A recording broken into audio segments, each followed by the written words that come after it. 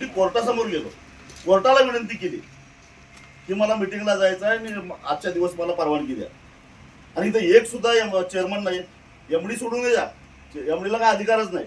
पहिला ही मिटिंग स्थगित करा, दुसरी तारीख सांगा आणि नाही आलं तर जोड्या नाही लेखायला म्हणावं. आज जिल्हाधिकाऱ्यांनी ऊस दराच्या संदर्भामध्ये चर्चा करण्यासाठी कोल्हापूर जिल्ह्यातल्या साखर कारखान्याचे चेअरमन आणि आंदोलन करणाऱ्या सर्व संघटनांची बैठक आयोजित केलेली होती. या बैठकीमध्ये एकही कारखानदार उपस्थित राहिलेला नाही.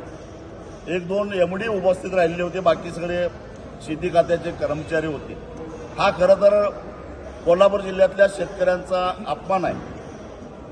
साखर कारखान्याच्या चेअरमनना आणि प्रमुखांना एवढा माज आलेला असेल तर हा माज उतरवायला आम्हाला वेळ लागणार नाही हे त्यांनी ध्यानात ठेवावं.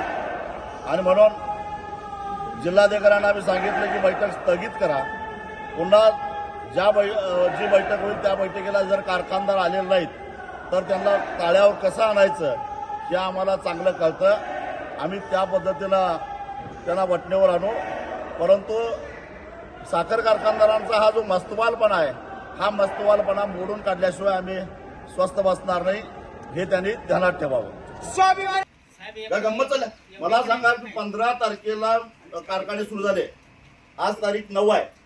14 दिवसाच्या आत FRP द्यायची होती. ज्यांनी दिली नाही त्यांना तुम्ही काय कारवाई करणार आहे?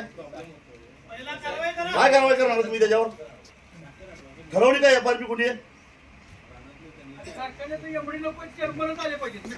काय सांगा मला, उत्तर द्यायचं आहे. प्रशासनाचा पण जाहीर निषेध आणि कारखानदारांचा सुद्धा जाहीर निषेध. मला सांगत होता या ठिकाणी या सन्मानाचं मला उत्तर द्या.